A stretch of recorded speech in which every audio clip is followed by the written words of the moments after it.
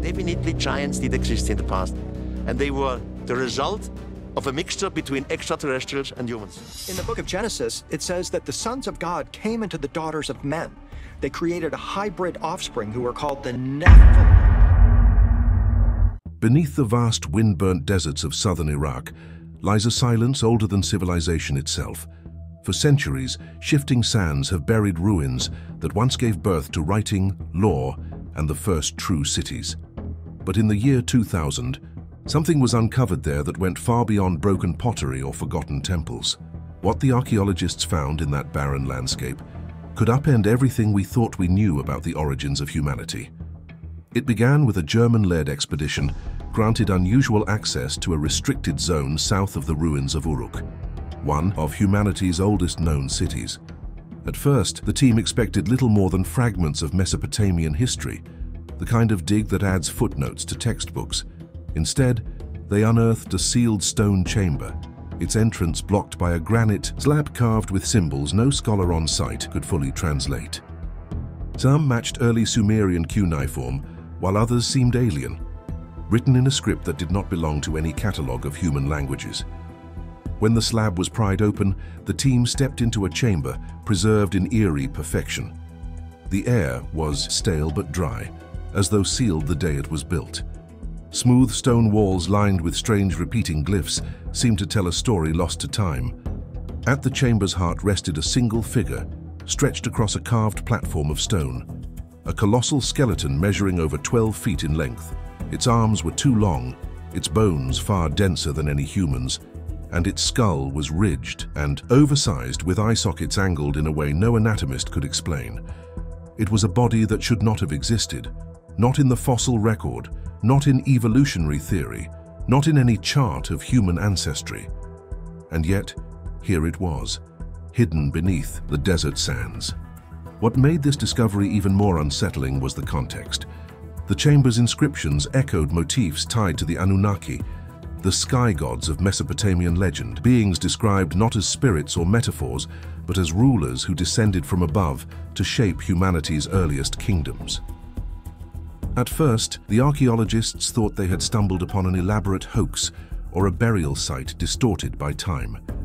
But once the skeleton was transported in secrecy to Europe for advanced testing, those doubts began to collapse. Inside its very DNA, researchers would find patterns and structures unlike anything seen in natural life on Earth. This was no ordinary excavation. This was a doorway, and behind it lay the possibility that one of humanity's oldest legends, the story of kings born from gods, was not a myth at all. Uruk is no ordinary ruin. Historians call it the birthplace of cities, the land where writing, monumental temples, and organized kingship first appeared. To walk its dust-choked ruins is to stand at the foundation of civilization itself. But in 2000, the German-led team digging nearby uncovered something far older than any ziggurat or tablet. What they found had been deliberately hidden, buried in silence. Beneath layers of hardened sand and clay, their tools struck the edge of an artificial structure. Slowly, the outline of a sealed chamber emerged, its walls of carved stone pressed tight against the earth. At the entrance, a massive granite slab blocked the way. Its surface bore strange markings. Some were recognizable as crude early cuneiform, the kind used in Sumer's first city-states. But others were impossible to classify. The symbols repeated in patterns as though forming a code, but not one belonging to any known language family. When the slab was finally shifted aside, the team stepped into a chamber that felt impossibly well-preserved. The air was stale yet dry, as if sealed with intention. Smooth stone walls lined with glyphs wrapped the room, and in their repetition the archaeologists recognized motifs tied to Mesopotamian myth, symbols of the Anunnaki, the beings said to have descended from the heavens to shape mankind's destiny. But all attention quickly turned to the chamber's centerpiece, the remains of a being that dwarfed every human skeleton ever found. It measured nearly 12 feet, with bones thicker than oak branches, arms too long for the proportions of a human body, and a skull unlike anything in anthropology's catalogues. Deep ridges crowned its head, while the eye sockets slanted outward, creating a face that looked both humanoid and otherworldly. This was not fossilized bone nor crumbling dust. The remains appeared deliberately preserved, almost untouched by time. It was as though whoever sealed this chamber intended for the body to survive undisturbed until the day it was rediscovered. To the archaeologists, this was more than a burial. It was a message. And though they could not yet read its meaning, they understood one thing with certainty. Whatever lay inside this tomb was not meant to be found by ordinary eyes. Once the colossal skeleton was removed from the tomb, it was transferred under extreme secrecy to a private laboratory in Europe. The team of scientists brought in to study it included geneticists, biologists, and anthropologists, experts who had spent their careers cataloging ancient human remains. Yet from the moment analysis began, it was clear they were dealing with something that defied all precedent. The bones were far too well preserved. Thousands of years underground should have left them brittle or degraded, but these samples seemed almost immune to decay. Standard DNA extraction was carried out, and at first the sequences returned results consistent with ancient Mesopotamian populations. That in itself was unremarkable, but deeper analysis revealed something that sent shockwaves through the lab. Large sections of the genetic code were simply alien. They didn't match any known human lineage. They didn't resemble Neanderthal or even primate DNA. In fact, they didn't resemble anything on Earth at all.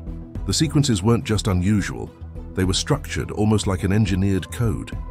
Patterns repeated with mathematical precision, echoing the numerical systems used in ancient Sumerian astronomy and mathematics. One anomaly stood out most of all. While human DNA follows the well-known double helix structure, these samples contained evidence of a triple helix configuration. Until then, such a structure had existed only in theoretical models, speculated about in scientific papers but never observed in nature. Yet here it was, real, undeniable, and extracted from a skeleton buried beneath the sands of Iraq. Some scientists tried to rationalize it as contamination, a lab error, or a freak mutation. But repeated tests confirmed the results. The sequences were too ordered, too deliberate. To one of the lead researchers staring silently at the data, the conclusion felt unavoidable. He finally broke his silence with a single remark. "This is terrifying." What frightened him wasn't just the unfamiliar DNA, it was what it suggested. This code looked less like the product of evolution and more like a design, as though someone, or something, had rewritten the genome with intention. Even more disturbing, fragments of the genetic sequences mirrored symbols found carved into the tomb walls. The link between myth and biology was no longer just symbolic. It was literal, written into the very building blocks of life. For the first time, scientists had to ask themselves, was this skeleton human at all? Or the remains of something humanity once worshipped as a god? When whispers of the discovery began to circulate, one name surfaced again and again: Gilgamesh. For scholars, the connection was impossible to ignore. The tomb was located near Uruk, the very city where Gilgamesh was said to have ruled nearly 5,000 years ago. The Epic of Gilgamesh, the world's oldest surviving story, describes him not just as a king, but as a being of extraordinary origin, 2/3 divine and 1/3 human. For centuries, academics debated whether this was metaphor or exaggeration. But the skeleton's abnormal size, its engineered DNA, and its location made the possibility far more literal than anyone expected. Sumerian king lists and temple inscriptions record Gilgamesh as a historical figure around 2700 BCE. They also speak of his superhuman strength, his unmatched stature, and his relentless quest for immortality. These were not the qualities of an ordinary man, they were signs of lineage. In Sumerian cosmology, kingship itself was described as descending from the heavens. The supreme deity Anu, father of the Anunnaki, was believed to grant divine essence to rulers he favored. If Gilgamesh truly carried that bloodline, his 2/3 divine description was not poetry. It was biology. The DNA extracted from the tomb only strengthened this connection. Around 20% of the genome appeared artificially engineered, following sequences too precise to occur naturally. Researchers noted uncanny parallels between these repeating codes and the mathematical patterns used in ancient Sumerian astronomy, patterns long linked to the worship of Anu and the celestial gods. It was as though the code itself carried the same numerical fingerprint carved into temple walls thousands of years earlier. If this body belonged to Gilgamesh, then his myths take on a chilling clarity. His legendary strength may have been genetic reality. His immense size and unusual bone structure were not the exaggerations of scribes, but the traits of a hybrid being. And his quest for immortality may not have been symbolic. It may have been the pursuit of knowledge left behind by the very beings who engineered his blood. The idea unsettled scholars and scientists alike. For if Gilgamesh was real, then so was the divine ancestry he carried. That meant humanity's first kings were not chosen by the heavens as a metaphor, but as the direct descendants of those who came down from the stars. If Gilgamesh truly carried the blood of the Anunnaki, then he was not unique. The idea of giant hybrids, part human, part divine, appears across the world's oldest traditions. The Hebrew Bible calls them the Nephilim, born when the sons of God descended to take human wives. The result, according to Genesis, was a race of violent giants so corrupt that their presence triggered the Great Flood. They were not ordinary men. They were hybrids, and their existence threatened the balance of creation itself. What's remarkable is how similar stories surface across cultures separated by oceans and centuries. In Greek mythology, the Gigantes waged war against the Olympian gods. Norse sagas speak of frost giants locked in eternal conflict with the Aesir. In Mesoamerican tradition, enormous gods shaped mountains and rivers before vanishing. Among the Paiute of Nevada, legends describe red-haired giants who terrorized tribes until they were trapped and burned in Lovelock Cave. Africa, Asia, Europe, the Americas, everywhere, echoes of giants remain. Archaeology has occasionally brushed against these tales. In the 19th century, newspapers in North America reported skeletons over 7 feet tall unearthed in burial mounds from Wisconsin to West Virginia. On Santa Catalina Island off California, an amateur archaeologist claimed to uncover thousands of bones belonging to people between 7 and 9 feet in height. In Sardinia, statues over 8 feet tall were discovered standing guard above ancient tombs, as though memorializing a race long gone. In Ecuador, fragments of massive bones were displayed briefly in a small museum before disappearing under mysterious circumstances. Taken separately, each story is easy to dismiss, but together they form a haunting pattern. Humanity remembers giants, not as fairy tales, but as ancestral memory, fragments of encounters with beings who stood apart from us in size, power, and origin. Now, with the Iraqi skeleton's DNA showing sequences that defy earthly explanation, these global myths take on new weight.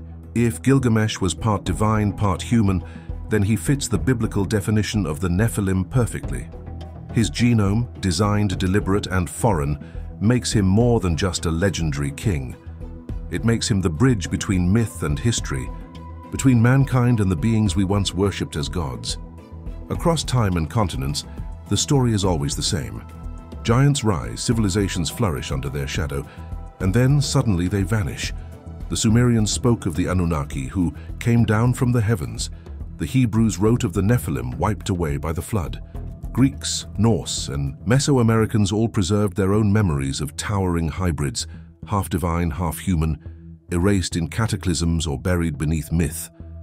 For centuries, mainstream historians have treated these tales as allegory, stories meant to explain natural disasters, tribal wars, or the mysteries of the sky.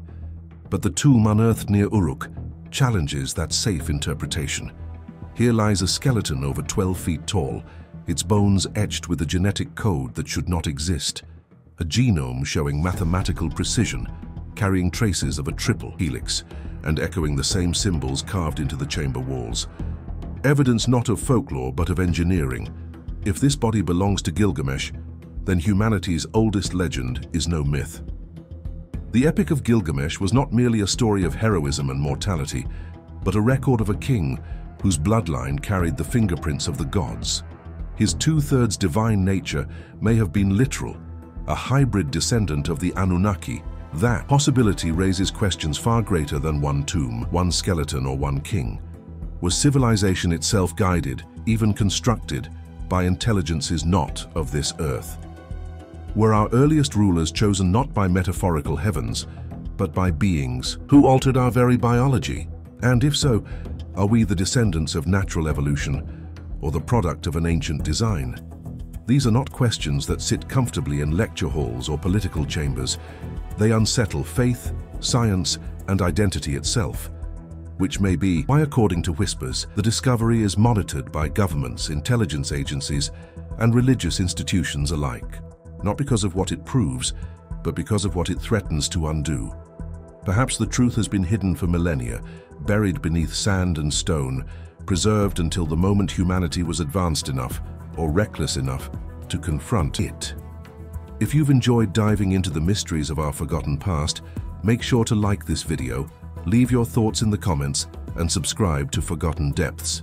Don't forget to turn on notifications so you never miss the next chapter in humanity's hidden history.